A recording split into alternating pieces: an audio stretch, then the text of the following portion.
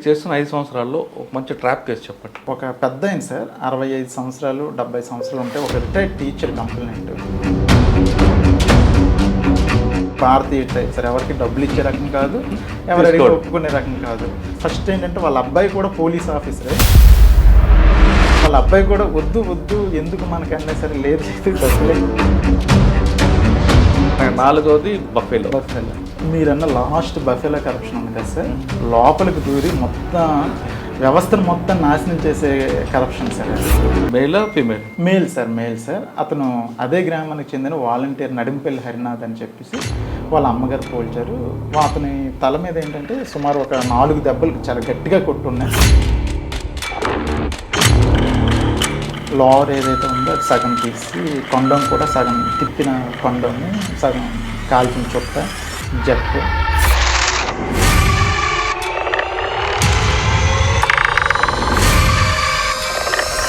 ఆ ఇద్దరు ఫ్రెండ్స్ కూడా ఏం చెప్పారంటే, సార్ ఇది యాక్చువల్గా వాళ్ళ ఫ్రెండ్స్ ఎవరో తెలియదు కానీ వ్యాపారం మాత్రం ఇక్కడ కొత్తపాలెం అని ఒక విలేజ్ ఉంది సార్, ఆ విలేజ్లో ఒక కుర్రాడు ఉన్నాడు. సరే ఫోన్లో మాట్లాడకూడదు, ఏదైనా వెళ్ళి అక్కడికి వెళ్ళి మాట్లాడాలి, నీ బండి మీద నాకు డ్రాప్ చేయి అన్నాడు. ఎందుకంటే చెప్పాడు అసలు సార్ యాక్చువల్గా ఏంటంటే వాడుదాకా మోటివ్ సార్, ఆ మోటివ్ చాలా డిఫరెంట్. అంటే నేనైతే ఎప్పుడు చూడలేదు సార్ ఆ మోటివ్, అలా ఉంటుందని కూడా నేను ఎక్స్పెక్ట్ చేయలేదు.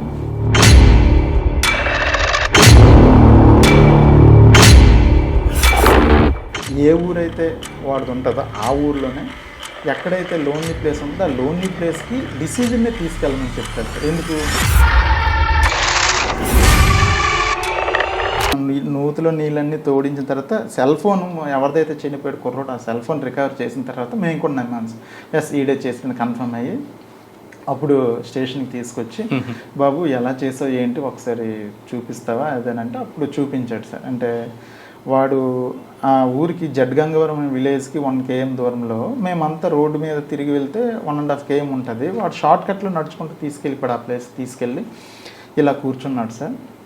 ఇలా కూర్చుంటే ఇలా చంపేశాను సార్ అని నీట్గా ఎక్స్ప్లెయిన్ చేసి సీన్ అంతా రీకన్స్ట్రక్షన్ చేస్తే అప్పుడు కన్ఫర్మ్ చేసుకొని మా ఆఫీసర్స్ డిఎస్పీ గారికి ఎస్పీ గారికి కన్ఫర్మ్ చేసి. ఎందుకంటే చెప్పాడు అసలు సార్ యాక్చువల్గా ఏంటంటే వాడుదాకా మోటివ్ సార్, ఆ మోటివ్ చాలా డిఫరెంట్. అంటే నేనైతే ఎప్పుడు చూడలేదు సార్ ఆ మోటివ్, అలా ఉంటుందని కూడా నేను ఎక్స్పెక్ట్ చేయలేదు. వాడికి డబ్బులు కావాలి సార్. వాడు యాక్చువల్గా ఫస్ట్ ఎవరికైతే చంపాలనుకుంటాడో వాడితో ఫ్రెండ్షిప్ చేస్తాడు సార్. ఫ్రెండ్షిప్ చేసి అంటే ఫస్ట్ ఆఫ్ ఆల్ ఏంటంటే వీడు లారస్ కంపెనీలో పనిచేసేవాడు సార్ ముద్దయ్యి. అదేంటంటే లారస్ కంపెనీలో ఎవరైతే పనిచేస్తారో వాళ్ళ దగ్గర కొంచెం ఉండి ఎవరికైనా డబ్బుల మీద ఆశ ఉన్న వాళ్ళని సెలెక్ట్ చేసుకుంటాడు సార్. సెలెక్ట్ చేసుకుని ఎవరికైతే డబ్బుల మీద ఆశ ఎక్కువ ఉందో వాళ్ళ దగ్గరికి అంటే సింపుల్గా వెళ్ళి ఒక చిన్న లైన్ వదులుతాడు సార్. నాకు మంచి ఏజెన్సీ వాళ్ళు తెలుసు, లిక్విడ్ బిజినెస్ నాకు ఐడియా ఉంది, లిక్విడ్ బిజినెస్ ఒకవేళ చేస్తే 1 lakh 2-3 డేస్లో 3-4 lakhs వచ్చేస్తే, లిక్విడ్ గాంజా బిజినెస్ 3-4 lakhs వచ్చేస్తే నాకు అవతల పార్టీ వాళ్ళకి తెలుసు, మీరు అంటే డబ్బులు అరేంజ్ చేసుకుంటాం, నేను పార్ట్నర్షిప్ అవతలని పిలిపిస్తాను, మీరు అనమాట డబ్బులు తీసుకొస్తే గంజా తీసుకొస్తే మనం అన్నట్టు పార్టీ వచ్చిన తర్వాత మళ్ళీ రాస్తాడు. అవతల ఎవరైతే ఇంట్రెస్ట్గా ఉన్నారో వాళ్ళు వచ్చి ఇన్ని అప్రోచ్ అవ్వడమో లేకపోతే ఏదో అయితే ఫ్రెండ్షిప్ చేస్తూ ఇంకేంటంటే సార్ మళ్ళీ ఏం చేస్తాడంటే వాడు, నేను ఫ్రెండ్షిప్ చేస్తున్నంతసేపు మీ పేరెంట్స్కి ఎవరికి చెప్పుకో, ఎందుకంటే నేను దొరికిపోతే నువ్వు దొరికిపోతావు, సో నాకు ఫోను చేయకు, మీ పేరెంట్స్కి ఎవరికైనా చెప్పావు అనుకో నువ్వు దొరికిపోతే నేను దొరికిపోతాను, మీ పేరెంట్స్కి మీ ఫ్రెండ్స్కి ఎవరికి చెప్పకూడదు, చెప్తే నేను అనమాట నేను దొరికిపోతానని చెప్పి, అంటే ఎవడైతే చచ్చిపోతాడు డిసీజ్డ్కి అనమాట ఈడొకడు ఫ్రెండ్ ఉన్నాడని చెప్పి వాళ్ళ పేరెంట్స్కి కానీ ఫ్రెండ్స్కి కానీ ఎవరికి తెలియదు. అట్ ది సేమ్ టైం ఏంటంటే ఫోన్ కాల్ డేటాలో కూడా ఎక్కడ వాడికి ఫోన్ కూడా మనకి ఎక్కడ కనెక్ట్ అవుతుంది. చాలా తెలివిగా ప్లాన్గా వాడితో చాలా అద్భుతమైన ఫ్రెండ్షిప్ చేస్తాడు సార్. ఫ్రెండ్షిప్ చేసి ఒక ఫైన్ డే ఏంటంటే డబ్బులు అరేంజ్ చేసుకోమంటాడు. డబ్బులు అరేంజ్ చేసుకున్న రోజు డబ్బులు అరేంజ్ చేసుకున్న ఒక 4 రోజుల ముందే ఏ ఊరైతే వాడిది ఉంటుందో ఆ ఊర్లోనే ఎక్కడైతే లోన్లీ ప్లేస్ ఉంటుందో ఆ లోన్లీ ప్లేస్కి డిసిజన్నే తీసుకెళ్ళమని చెప్తాడు సార్. ఎందుకు? ఇక్కడైతే గాంజా వాళ్ళు వస్తారు, సీక్రెట్గా ఉండాలి, 3వ కంటికి తెలియకూడదు, అది మీ ఊరు దగ్గరలో పెట్టుకుంటేనే బెటర్ అని అంటాడు సార్. ఆ ఊరు దగ్గరలోనే పెట్టుకుంటారు. ఆలూరు దగ్గరలోనే డిసీజ్డే అమాయకంగా చూపిస్తాడు, ఈ ప్లేస్ అయితే గాంజా బిజినెస్ అయితే ఎవరు రారు అని. ఆ ప్లేస్ చూపించిన తర్వాత ఒక కర్ర కూడా తీసుకుని రమ్మంటాడు సార్. ఎందుకంటే ఆ లిక్విడ్ గాంజా తెచ్చిన వెంటనే అది భూమిలో పాతి పెట్టాలి. పాతి పెట్టాక రెండో రోజుకి అందులో గ్యాస్ ప్రొడ్యూస్ అవుద్ది. ప్రొడ్యూస్ అయిన తర్వాత దాన్ని మనం అమ్మితే 2 3 రేటుకి వెళ్తుంది, రేపే వచ్చేస్తారు పార్టీ అని చెప్తారు. ఆ డిసీజ్లు ఏంటంటే వీడు చెప్పే మాటలు ఎక్కువ నమ్ముతారు సార్, అంత బాగా నమ్మిస్తాడు. ఫ్రెండ్షిప్ కూడా చాలా బాగా చేస్తాడు. చేశాక అంటే చంపేసిన ఒక 3-4 రోజుల ముందు ప్లేస్ చూసుకుంటారు, కర్ర ఏర్పాటు డిసీజ్డే చేసుకుంటాడు ఒక విధంగా. ఆడ చావుకు ఆడే కర్ర తెచ్చుకుంటాడు, ఆడే తెచ్చుకుంటారు సార్ ఒక విధంగా. అవన్నీ తెచ్చుకున్న తర్వాత సార్ ఒక రోజు అనమాట, డబ్బులు వచ్చిన రోజు అనమాట, డబ్బులు రేపు వచ్చేస్తానంటే వాడు కలిసి ఇద్దరు కలిసి సీన్లోకి వెళ్తారు. వెళ్ళిన తర్వాత ఒక లోన్లీ ప్లేస్లో ఆ ఊరు దగ్గరలోనే ఎందుకు సెలెక్ట్ చేసుకుంటుంటే అక్కడ ఊర్లో చచ్చిపోతే ఊరోళ్ళ మీదకి వెళ్ళిపోతే తప్ప బయట మీద ఎవరికి దృష్టి రాదని. అంత దారుణమైన ఆలోచన సార్ ముద్దాయిది. అయితే ఏంటంటే అక్కడికి వెళ్ళి అక్కడ అనమాట ముద్దాయి అనమాట కర్ర తీసుకొని ఇక్కడ ఈ ప్లేస్లో దవ్వాలని ప్లేస్ సెలెక్ట్ చేసి ఎవరు ర్యాంట్ అయిన చూసి వాడు అలా కూర్చొని ఏదో ఫోను ఏదో మాట్లాడుతుంటే వెనక నుంచి గట్టి కొట్టేస్తాడు. కంటిన్యూషన్గా చంచిపోయినంత వరకు తల మీద కొట్టేస్తాడు సార్ అదే కర్రతో తల మీద కొట్టేసి చంపేస్తాడు సార్. చంపేసిన తర్వాత ఆ జేబులో ఉన్న డబ్బులు పట్టుకొని వెళ్ళిపోతాడు సార్. ఆ విధంగా చేస్తాను. నర్సీపట్నంలో ఫస్ట్ ఏంటంటే సార్ నేను ఛార్జ్ తీసుకొని జనవరి 26th ఛార్జ్ తీసుకున్నాను సార్. జనవరి 26th ఛార్జ్ తీసుకున్నాక నేను వెళ్ళిన 4వ రోజుకి ఫిబ్రవరి 5వ రోజుకి సార్ ఫిబ్రవరి 1st నాకు రిపోర్ట్ వచ్చింది సార్. అంటే మాకవరపల్లి మెస్సి రామకృష్ణ అని ఎస్ఐ మంచిగా ఉంటాడు సార్. ఆ కుర్రోడు ఫోన్ చేసి సార్ ఇక్కడ ఒక మర్డర్లా ఉంది, ఊరికి ఒక 500 మీటర్ల దూరంలో ఒక అతను చంపేసి ఉంది సార్, రండి సార్ అంటే నేను మా ఏఎస్పీ గారు అప్పుడు ఎడిషనల్ ఎస్పీ గారు సార్, ఎడిషనల్ ఎస్పీ గారు మేము అక్కడికి వెళ్ళాం సార్. సీన్లోకి వెళ్ళి చూసాం సార్. చూస్తే అతను అనమాట మేల్ సార్. అతను అదే గ్రామానికి చెందిన వాలంటీర్ నడింపల్లి హరినాథ్ అని చెప్పేసి వాళ్ళ అమ్మగారు పోల్చారు. అతని తల మీద ఏంటంటే సుమారు ఒక 4 దెబ్బలు చాలా గట్టిగా కొట్టున్నాయి, తల మీద మాత్రమే కొట్టున్నాయి. చూసాము తల మీదే కొట్టున్నాయంటే ఏదో గ్రడ్జి మీద కొట్టాడేమో ఎవడో, అంటే అనుకోకుండా ఏదైనా రప్చర్ జరిగితే యాక్చువల్గా చెయ్యి మీద కాలు మీద ఎక్కడ పడితే అక్కడ కొడతారు, ఓన్లీ తల మీద కొట్టాడంటే ఏదో ప్లాన్గా కొట్టాడు అని అనుకున్నాను. అట్ ది సేమ్ టైం ఏంటంటే అదే సీన్లో అతని లోవర్ ఏదైతే ఉందో అది సగం తీసి కొండం కూడా సగం తిప్పిన కొండము, సగం కాల్చిన చుట్ట, జట్టు, తర్వాత ఒక మాసిపోయిన ఒక జాకెట్, గాజులు ఇరిగిపోయిన ప్లాస్టిక్ గాజులు అన్నీ పడేసి ఉన్నాయి సార్. అయితే మేము ఏమనుకున్నామంటే జనరల్గా సీన్ చూసాక ఎవరికైనా ఏమనిపిస్తుంది అంటే ఇతను ఏదో ఎవరితోనో సెక్సువల్ కోర్స్కి వెళ్ళి ఉంటాడు, దానికి ఎవరో చూసి ఉంటారు, లేదా తాలూకు వాళ్ళు ఎవరో వచ్చి చంపేసి ఉంటారేమో అని చెప్పి మనం ఆ కోణంలో పూర్తిగా ఇన్వెస్టిగేషన్ వెళ్ళాం సార్. ఆ ఇన్వెస్టిగేషన్ వెళ్తూ లాస్ట్ కాలర్ని పిలిచి ఎగ్జామిన్ చేశాం సార్. లాస్ట్ కాలర్లో కూడా మాకు ఫ్రూట్ఫుల్ ఇన్ఫర్మేషన్ రాలేదు. తర్వాత అతని యొక్క CDRs అన్నీ మేము అన్నీ వెరిఫై చేసి సుమారు ఒక 4-5 మందిని అంటే 4-5 పాయింట్ ఆఫ్ వ్యూలో అనమాట వెరిఫై చేసి సుమారు మా ఎస్పీ సార్ మురళీకృష్ణ సార్ అన్నట్టు ఒక 7 టీంని ఇచ్చారు సార్. ఒక్కొక్క టీం అన్నట్టు ఒక్కొక్క విషయాన్ని అనమాట వెరిఫై చేస్తే, అంటే ఒకరు అనమాట అతని యొక్క ఇల్లీగల్ కాంట్రాక్ట్స్ గురించి వెరిఫై చేస్తే, ఇంకొకరు అనమాట అతని యొక్క CDRs వెరిఫై చేస్తే, ఇంకొకరు అనమాట అతని IPDR అని వాట్సాప్ కాల్స్ ఉంటుంది అది వెరిఫై చేసేవాళ్ళు. ఇంకో టీం అనమాట ఇన్ఫర్మేషన్ కోసం మొత్తం తిరిగేవాళ్ళు, ఎక్కడ వచ్చిన ఇన్ఫర్మేషన్ కనుక వాళ్ళు ఎగ్జిక్యూట్ చేసేవారు సార్. అలాగే 7-8 టీంలు తిరిగి సుమారు ఒక 4 రోజుల వరకు మేము అదే పనిలో ఉన్నాం సార్. కాకపోతే ఆ ఊర్లో ఆల్మోస్ట్ అందరికి 100-150 మందికి ఎగ్జామిన్ చేస్తాం, కానీ ఎక్కడ మాకు ఎటువంటి క్లూ దొరకలేదు సార్. తర్వాత అది అట్ ది సేమ్ టైం ఏంటంటే మళ్ళీ మాకు అదే పోలీస్ స్టేషన్ లిమిట్స్లోనే జడ్గంగవరం విలేజ్ దగ్గర జడ్గంగవరం విలేజ్ అవుట్స్కట్స్లో ఇంకో మర్డర్ జరిగింది సార్. అది May 1st జరిగింది. ఇది February 1st, అది May 1st జరిగింది సార్. మళ్ళీ వేసవికాలం తర్వాత అనమాట 3 months అయింది. అప్పటికి ఇంకో మర్డర్ జరిగింది. సేమ్ అంటే తల మీద కొట్టుంది, ఫుల్గా తల మీద కొట్టుంది, ప్యాంట్ కొంచెం ఇప్పుంది అంతే. అక్కడ మాసిపోయిన జాకెట్ కూడా ఒకటి దొరికింది.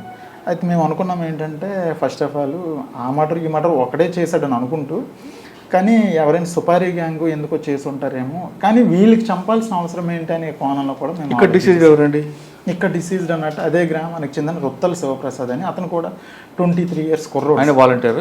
అతను వాలంటీర్ కాదు సార్, అతను లారస్ కంపెనీలో పనిచేస్తుంటాడు. కుర్రాడు ఇతను వాలంటీర్ సార్, ఇతను కుర్రాడే. అయితే ఏం జరిగిందని మనం చూస్తే యాక్చువల్గా ఈ కేసులో ఏ విధంగా అయితే వీళ్ళ ఫ్రెండ్స్ అందరినీ తీసుకొచ్చామో అది ఆ కేసులో కూడా ఫస్ట్ కేసులో చేసిన మిస్టేక్స్ ఈ కేసులో మేము కొన్ని చేసుకోలేదు సార్. అంటే అందరినీ పిలిచానమాట అందరినీ ఇంట్రగేషన్ చేయడం ఇన్వెస్టిగేట్ చేయడం మొదలుపెట్టాను సార్.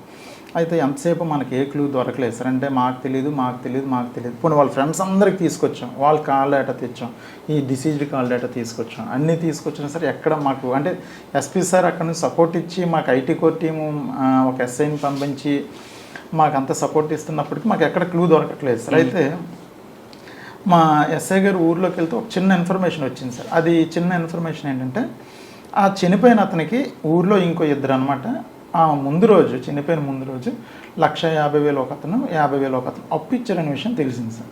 వాళ్ళని కూడా తీసుకొచ్చాం. వాళ్ళు కూడా ఈ డిసీజ్ యొక్క ఫ్రెండ్సే సార్.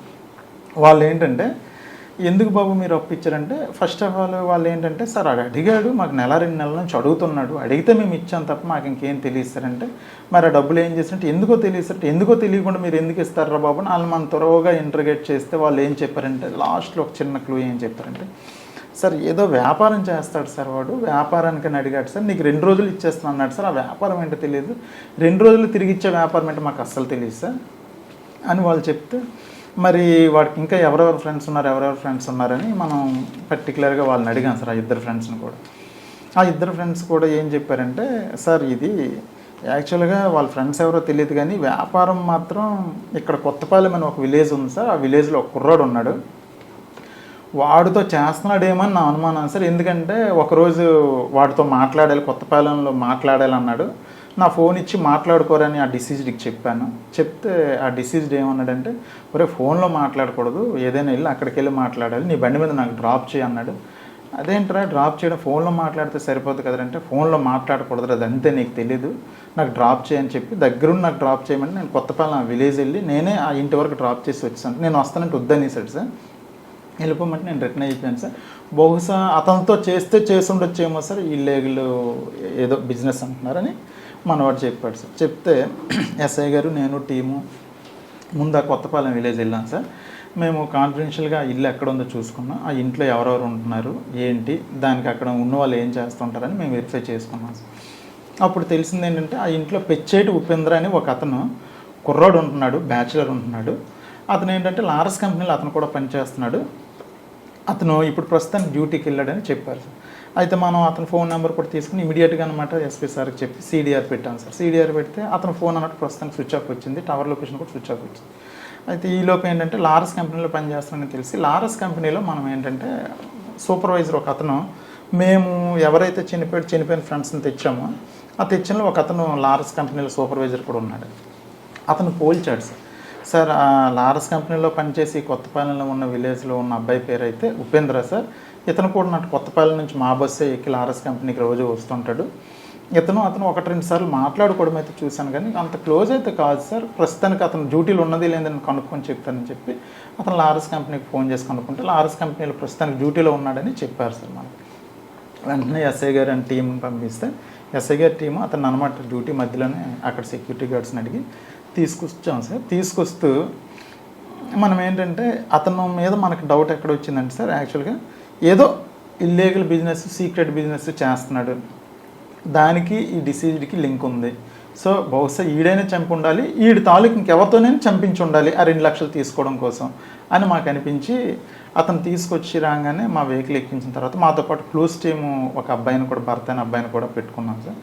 అతను ఏంటంటే ఆ క్లూస్ టీమ్ అబ్బాయి, నేను, మా ఎస్ఐ గారు, ఇంకో నర్సీపట్నం రూరల్ భీమరాజ్ ఎస్ఐ గారు అందరం కలిసి అతన్ని పట్టుకొని వాళ్ళ ఇంటికి బయలుదేరి దారిలో మాట్లాడుతుండగా నీకు అతనికి ఏంటి సంబంధం, నాకు ఆడ ఫ్రెండే కాదని చెప్పాడు sir. First of all friend కాకపోవడం ఏంటి, యాక్చువల్గా అయితే నీకు వాడికి నీకు సంబంధాలు ఉన్నాయి కదా, నువ్వు వాడి ఫ్రెండ్ అంట కదా, ఒకసారి నీకు అనమాట సో పర్సన్ని ఇంటి వరకు డ్రాప్ చేసేటట్టు కదా అని అంటే సార్ ఆడ నాకు తెలుసు కానీ పూర్తిగా తెలియదు సార్, అప్పుడప్పుడు నాకు రూమ్ అడుగుతాడు సార్, రూమ్ అడిగితే నేను ఇస్తాను సార్ అని అన్నాడు. పొంతలేని సమాధానం. తర్వాత అలాగ మాట్లాడితే సార్ ఒకసారి నాకు డబ్బులు అడిగాడు సార్, నేను అప్పు ఇచ్చాను సార్ అంటే ఇంకా మళ్ళీ కంటిన్యూషన్ మాట్లాడితే అతను నాకు డబ్బులు ఇచ్చాడు సార్ అంటాడు. పొంతలేని సమాధానం. లాస్ట్కి ఏంటంటే ఒక మాట అన్నాడు, కాకపోతే నా కాల్ డేటా చూసుకోండి సార్, నా కాల్ డేటాలో ఎక్కడ అతనితో మాట్లాడినట్టు ఉండదు కదా సార్, మీరు నన్ను ఎందుకు సార్ తీసుకొస్తున్నారని చెప్పేసి వాడు తిరిగి మన మీద ఫైర్ అవ్వడం కూడా మొదలైంది సార్. అయితే యాక్చువల్గా మనం వాడిని తీసుకొచ్చిన తర్వాత వాడి ఇంట్లో ఎందుకైనా మంచిదని సెర్చింగ్కి వెళ్ళాం. ఈలోపు ఆ క్లూస్ టీమ్ అబ్బాయి అతను యూవీ లైట్ పెట్టుకుని అనమాట అన్ని బట్టలు వెతుకుతున్నాడు. అంటే బ్లడ్ మార్కులు ఏమైనా పడినట్లయితే ఉతికేసిన తర్వాత కూడా అవి మనకు కనిపిస్తాయని అతను చూస్తున్నాడు night. At the same time మేము కూడా ఏంటంటే ఇల్లంతా సెర్చ్ చేస్తున్నాం సార్. ఒక్కొక్కలం సెర్చ్ చేస్తుంటే ఒక తలగడలో 1,50,000 దొరికింది సార్. ఇది ఎక్కడదిరా అంటే ఇది నాదే సార్, వాడిచ్చాడు సార్, వీడిచ్చాడు సార్, పొంతలేని సమాధానం.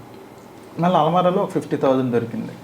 ఒరే 2 lakhs దొరికింది ఎక్కడదిరా అంటే వాడి జీతం 15,000, వాడు ఉంటున్న ఇంటి అది 4,000, అసలు 1,50,000 2 లక్షలు ఉండే అవకాశమే లేదు. తర్వాత ఆడి రూమ్ మొత్తంలో ఒక 4 జతల బట్టలు, ఒక మంచమే ఉంది. అలాంటి దగ్గర ఇంత డబ్బు ఎందుకు పెట్టుకున్నాడంటే సార్ నాకు మా ఫ్రెండ్ ఇచ్చాడు సార్, వాడు ఇచ్చాడు సార్, చచ్చిపోయినాడు ఇచ్చాడు సార్, ఏవో చెప్తున్నాడు. ఇప్పుడు చచ్చిపోయినాడు ఇచ్చాడు 2 lakhs పర్లేదు, ఇంకో 75,000 కూడా అక్కడే దొరికాం. ఎవరెవరా ఈ డబ్బు అంటే సార్ అది కాదు సార్, ఇది కాదు, ఏవో పొంతలేని సమాధానం వేశారా? అలా మనం ఇంటర్గేట్ చేసాము అది మేము. సో అప్పుడు చెప్తే అప్పుడు ఏంటంటే ఫస్ట్ ఆఫ్ ఆల్ వాడికి అర్థమైపోయింది ఏంటంటే వీళ్ళు నన్ను కనిపెట్టేశారు, అందుకే ఇంటికి తీసుకొని సెట్ చేశారు, డబ్బులు కూడా దొరికిసాయి. అట్ ది సేమ్ టైం ఏంటంటే నా బట్టలు కూడా వెతుకుతున్నారంటే బ్లడ్ స్టెయిన్స్ ఏమైనా దొరికేస్తాను నేనని వాడికి అర్థమైపోయింది సార్. అర్థమైపోయిన తర్వాత వాడు ఏం చేశాడంటే నెక్స్ట్ సార్ అంటే ఇవన్నీ కూడా ఉన్నట్టు అప్పు అడిగాను తప్ప నాకు ఆయనకి ఎటువంటి సంబంధం లేదు, అది నాకు అప్పు ఇచ్చాడని చెప్పాడు. అప్పు ఇస్తే మిగతా 75,000 అంటే సార్ ఇంకో ఫ్రెండ్ అప్పు అడిగాను, ఇంకో ఫ్రెండ్ అప్పు అడిగాను, పొంతలేని సమాధానాలు. మనం ఏం చేసామంటే సార్ లాస్ట్కి